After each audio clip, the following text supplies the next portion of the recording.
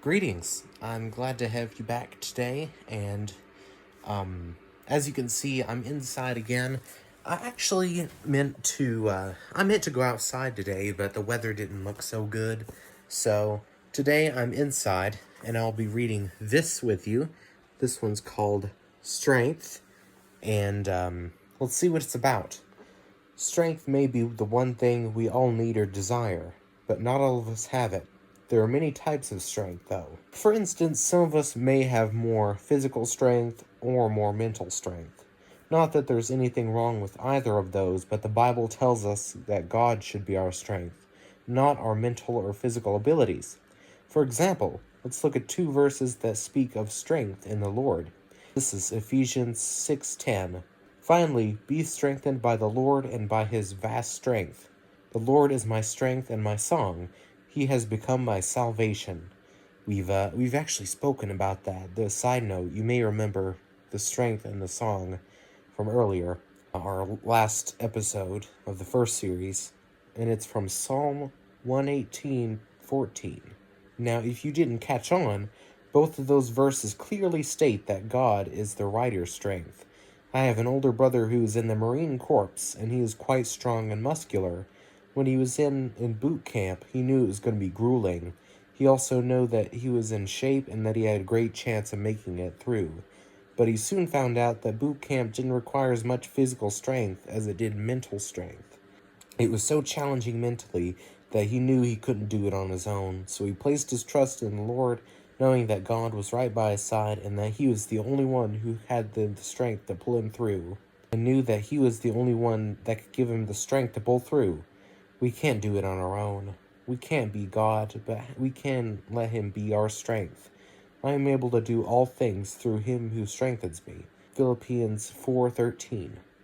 Okay, so that's that one, and I like it. I like it a lot, and it has kind of an interesting little thing to it.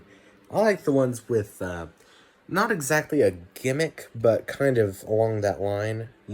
You have like it has a little theme to it.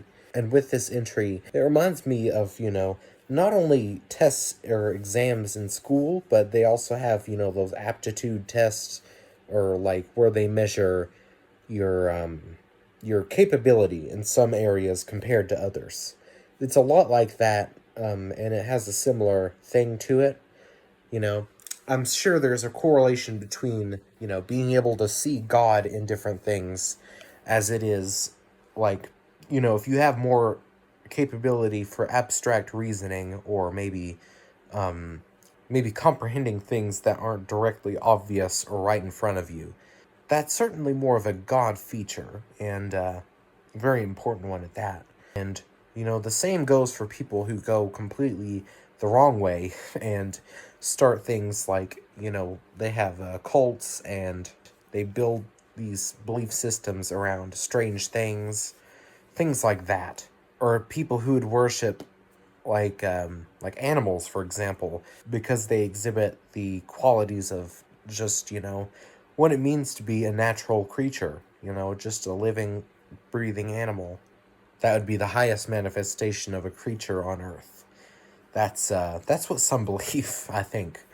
But that's really what I'm trying to get at, is that different forms of intelligence have a lot of their own uses, and it's pretty fascinating. And it's one reason why everybody has their own hurdles in life, because, some people's strength in one field can kind of go along with how much they use their aptitude, how much they acknowledge it.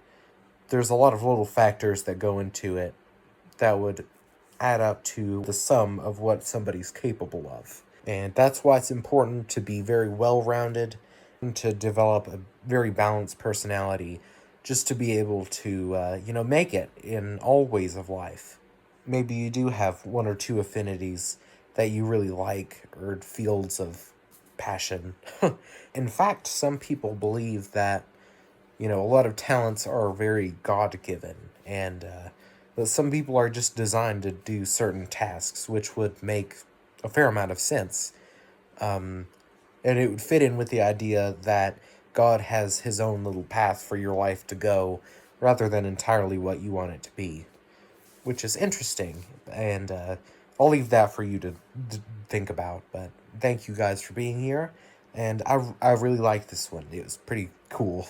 So thanks, and I'll see you then. Bye bye.